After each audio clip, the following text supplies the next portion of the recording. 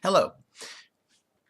This is a video series where I question a Muslim who is very intelligent and very good at al-taqiyya, guarding, diverting, change the subject, and even lying to protect Islam, who is so good at al-taqiyya that he never once fully answers a question of whether he'd have a problem if it were reversed and Muslims had to pay a high jizya-like tax until they said Allah was more than one, and instead of prostrating toward Las Vegas,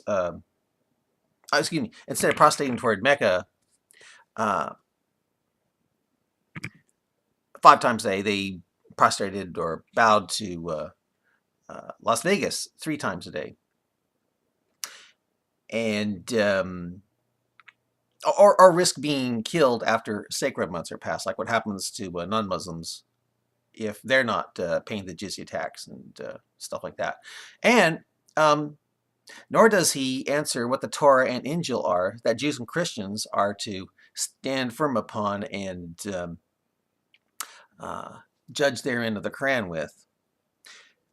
If the Torah and Injil are not in the book that makes people the book, the Bible, and he never answers me whether or not you can still be innocent and not be a Muslim. You know, if you can still be innocent while believing that Jesus died on the cross for your sins and that he is the Son of Allah. It never answers me there. And you know something? After seeing this video series, he probably still won't, but we'll see here. Anyway, what happens is when I read my words, I'll be using this side of my face. When I use his, I'll be using that side. Okay, so here it goes here. All right. Okay. I started off here this time. I say, what has Muhammad showed that came true? What prophecy did he get right? Can you name a prophecy by Mo that came true, please? Uh-oh, what happened here? Oh, this thing fell off. Oh, okay. All right, I'll try it again. Let's put it in here. All right, try it again here. Okay. We know that he was an illiterate and spoke everything that he heard from Gabriel.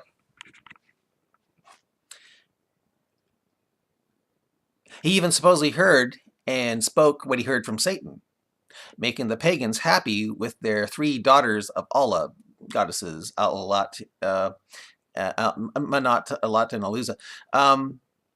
Yet Muhammad didn't know that until after he and his followers, not only, he didn't know that until after they bowed down to those, quote, exalted cranes, and thus, in the process, shirked, you know, which is an unpardonable sin. So all his followers, for doing that, if the Quran is true, are now burning in hell forever because shirk, or partnering with Allah, is unforgivable. You think the Holy Spirit Comforter would have made such a mistake? Be truthful now. Who was commanded by God? So you are not valid since you misunderstood everything. Oh, okay. He doesn't say anything after that. So I then say, and he takes me my quote that I said for another time. I say, at that time, God said he wasn't a man nor a son of man. Hey, I agree. Because when God said, I'm not a man nor a son of man that I should, yeah, God is not a man that, nor a son of man that he should lie, or not, he's not a man that he should lie, nor a son of man that he should change his mind. And I say, at that time that God said that, I believe he wasn't a man, nor a son of man. Yeah. So, hey, I agree. Quote, Jesus was a man. God is not the man. End of story. You need to obey Quran 568 and stand firm upon the Injil. Answer: since Quran 568 is not valid, then what is it doing in the clear signs handed down? How about Surah 10, 94, 4, 136, 150, 151, 152, and 2, 285? Are they not valid as well? We'll just assume. We'll we'll just assume that Muslims had to believe in Injil. So if you analyze, we see that the Bible it says God is not a man. We believe that. It also says God is absolute. We believe that. And further, if we go, we also believe that Jesus was a man, which makes us think of the verse God is not a man, and makes us conclude that Jesus is not God. So, to stand firm upon the Injil is only to bring damnation when you believe it has Jesus as the creator of all things, quote, both visible and invisible, and being the author and finish of your faith, right? Thanks, but thanks. Don't bring this up again. You're welcome. 10, this, sorry, 1093, quote, we settled the children of Israel. Now he's trying to answer me on why should a Muslim come to me for my believing? Why should a Muslim come to me if he's in doubt about the Quran, according to Quran 1094? So he tries to say this. 1093. We settled the children of Israel in a blessed land and provided them with all manner of good things. They only disagreed among themselves after knowledge of the truth had come to them. Surely your Lord will judge between them on the day of resurrection concerning their disagreements.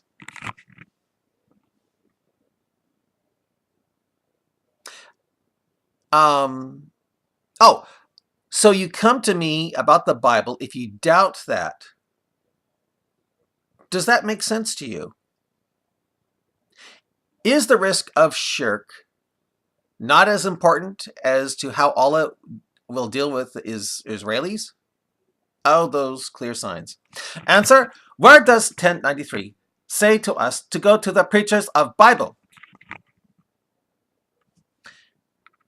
When I brought up 1094, why did you take me to 1093? Aren't you saying then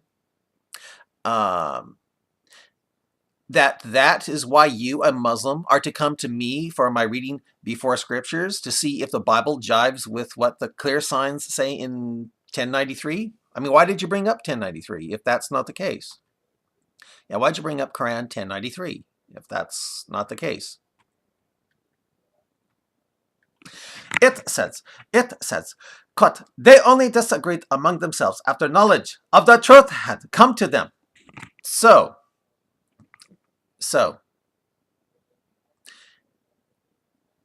because they disagreed among themselves, they are people to go to if you are in doubt about the clear signs handed down Quran.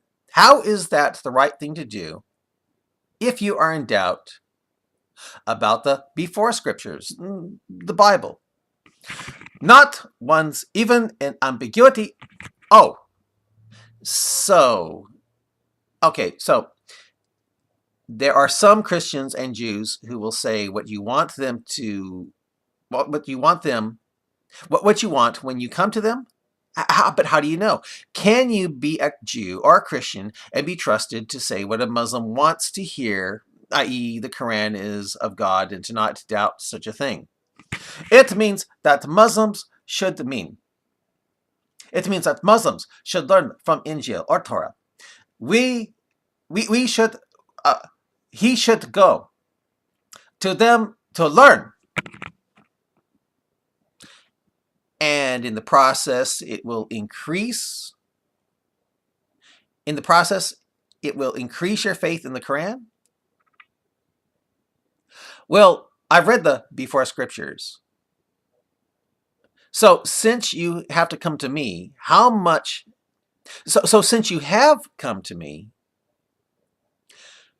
how much has your faith in the Quran increased? How much has it increased since you started chatting with me? And you know something? He didn't answer me there, so another time. Since the book of Mormon mentions those people, Jacob, Moses, Abraham, and all that, or other religious books, shouldn't you come to the writers of those books rather than risk having shirk preached to you? If you come to me and I let you know that there is nowhere in the Torah or before scriptures that mentions Pharaoh's body being preserved, well, answer. But it still confirms story of Exodus, Abraham, Jesus' Papa, their stories, their preaching. But doesn't the before scriptures say it was Isaac who almost got sacrificed? How does the clear signs confirm that? Doesn't it say Jesus died on the cross in the book? How does the clear signs confirm that as well? Well, the clear signs does say Allah gave the promised land to the Jews, which confirms the book, but you wouldn't believe that is confirmed, would you? I may be. Oh, yeah. It may be part, but absolutely, it confirms them because Quran is not biographies or historical scroll, but a way of life and a book of signs.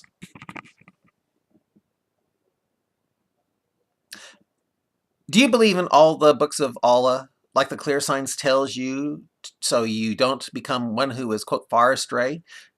Do you believe Isaac was nearly sacrificed, or do you not?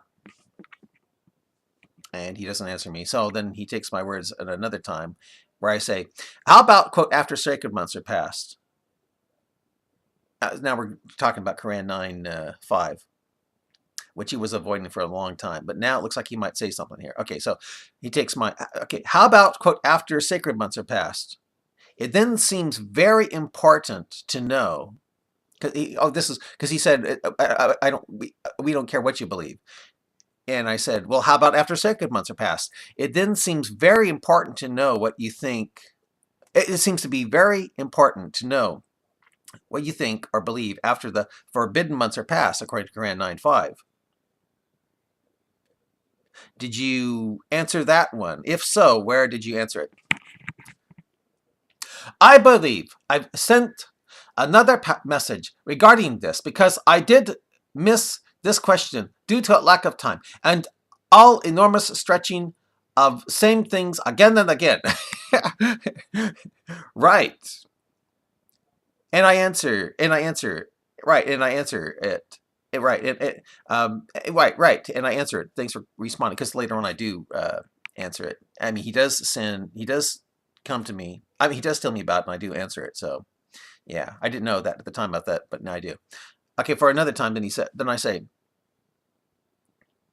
true, but why should the sun ask or seek permission to rise when it's the earth that needs to seek permission to keep on rotating and only making it appear that the sun is rising and setting? Why would a prophet of Allah say something like that if he truly knew about earth rotation? Yeah, why would he say something like that if it's not true? Answer: you don't believe in the greatness of God? What's that have to do with the question? Do you say that all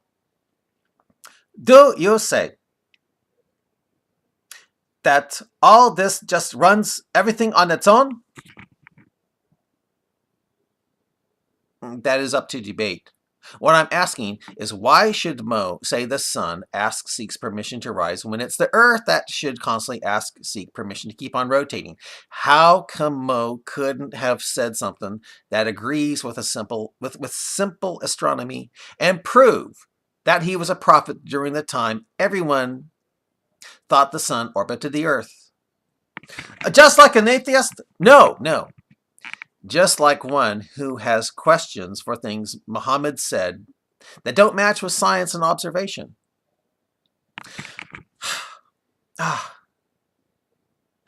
If you think that seek permission to rise, when it's the earth that needs to seek permission, right, then can you justify the presence of God? Heaven, life after death, angels? I can believe God or Allah created the universe by saying be. You are talking with someone who believes in miracles. What I do have a problem with, though, is why couldn't Muhammad have said something that would later be confirmed by science?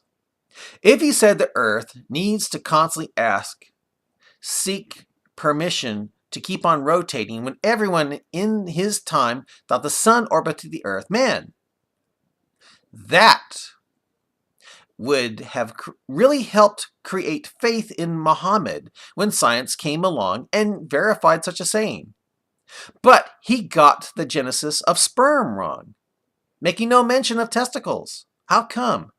If he's a true prophet, why couldn't he have said anything that would have later been verified by science? You know? How come? No, you cannot. Yes, I can believe in God and angels, etc., and do believe in them. I'm no atheist. I'm a person of the book. You are to come to me for my reading before scriptures, according to Quran 1094.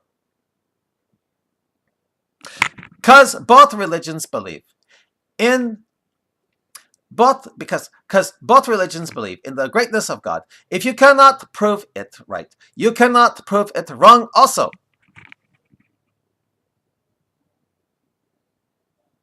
I can prove or disprove. I can prove. I can't prove or disprove God or Allah. I can, however, prove Mo was a false prophet by constantly pointing it out. How what he said has never ever been confirmed with scientific discovery. As a matter of fact, Job hit it closer. Job, the book of Job, hit it closer to science with saying the earth, quote, hangs upon nothing, while Mo, your Mr. Pubba, your Muhammad Pubba, on the other hand, said the earth is on a giant fish, and if mountains hadn't been placed down by Allah onto the earth, the giant fish would have shaken the earth to the point where no life could exist on it. You think Mo got it right about the earth being on top of a giant fish? You think he got it right about how a solar eclipse occurs? You think the sun and moon, quote, travel in boats similar to their offspring Noah? You believe that? According to Muhammad, a solar eclipse occurs when the sun falls off its chariot into the water. If it falls off partially into it, then it's a partial eclipse. If it falls off completely into it, it's a total eclipse. And if you read the Quran, or was it? I don't know. No, I don't think it was. No, it was a hadith. Muhammad was terrified of eclipses, thinking that they're a sign of the end, the judgment day. So he really blew it with eclipses. Solar eclipses is what I mean. Okay, anyway, he never answers me on there. So then another time I say, I better put this in a time element here now. I'm gonna, yeah, do it this right here. So give myself 10 minutes. Yeah, alrighty, 10 minutes. Yeah, I'll give myself 10 minutes. Yeah. Okay. All right. You mean, will I think it proves the Quran true about being a confirmation of the book then? I said that in response to, he said he was going to bring forth all the violence in the Bible to show, how evil the God of the Bible is. And I said, you mean, well, I think it proves the Quran true about it being a confirmation of the book then? If so, well, perhaps so. Answer! Are you saying that Quran confirms Bible or Bible confirms Quran? Because even in both cases, you'll be saying that Quran is the final revelation. Haha. Oh, on second thought, maybe not. Yeah, I think I made the mistake of saying the Bible can confirm the Quran if they're, what I meant to say, it can confirm the Quran if it's evil and, violent, Yeah, but I didn't say it right. So he takes off with and runs with that. Anyway, then another time he says, then another time I say, if you do, about bringing forth the stuff that shows the Bible to be evil, Will that prove that the Quran is right about it being a confirmation of before scriptures? That the book truly is all his words? Something to come and ask about, Surah 1094. So don't so don't so don't care to throw stones at my house when you live in a house of glass. A house that is confirmed by your glass house. Yeah. Mikasa Sukasa, if the Quran confirms the Bible. Answer, Surah 1094. Again, hilarious. I agree. Just one of those two verses, which you misunderstood and claim so dumb thing, where I can provide you more than 15 verses that prophecies are coming of last messenger Papa. Go for it. Something to be word of God. It has to be without any scientific errors, which you cannot prove wrong using 21st century science.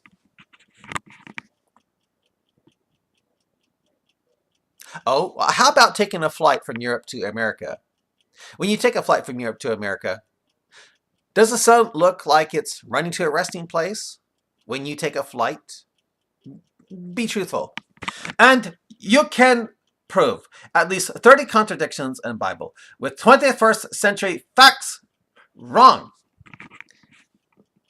If so, then how can you believe in the clear signs handed down that says the book is all his words as well? So, Ram, a house that is confirmed by your glass house. Haha. My house is absolute. My house is absolute, whereas yours has glitches, errors, and contradictions. As I said before, if those are contradictions and they make you doubt the book that makes people the book, then how, pray tell, can you believe in the quote clear signs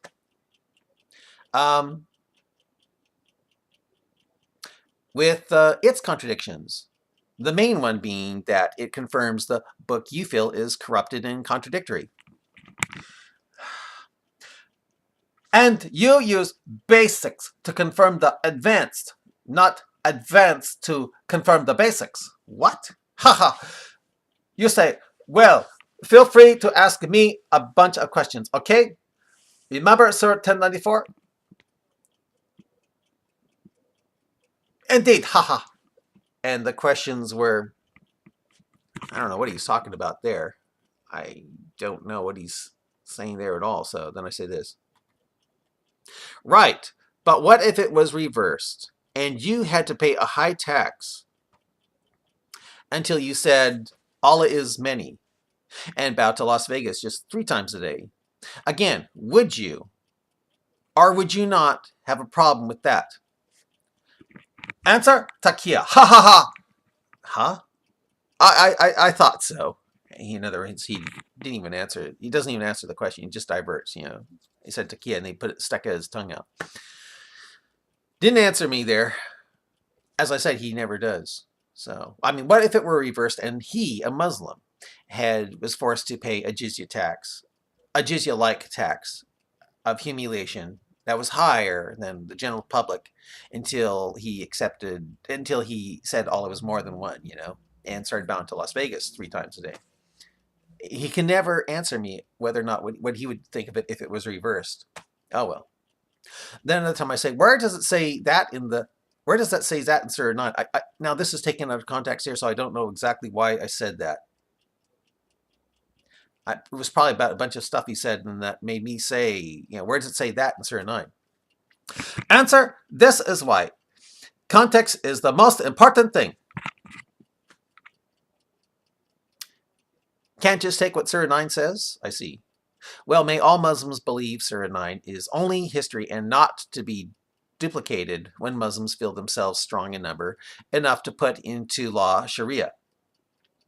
I think it's funny how you can't say what you'd think if Muslims had to pay a high jizya-like tax until they said Allah was more than one and had to have their patooties in the air on rugs facing Las Vegas just 3 times a day. Actually, come to think of it, it's not funny. just expected as to why you can't respond to the notion of things being reversed here. I mean, you never can. Right. And he doesn't answer me there. So then I say another time because he responds to this instead, where I said, oh yeah, when he's talking about non-Christians, obviously non-Muslims are given safe passage to a safe passage to their home. I say, and then saw off their heads, because in Quran 9 it says there's Muslims supposed to fight them until the pagans pay the tax, establish daily prayer. In other words, become Muslim.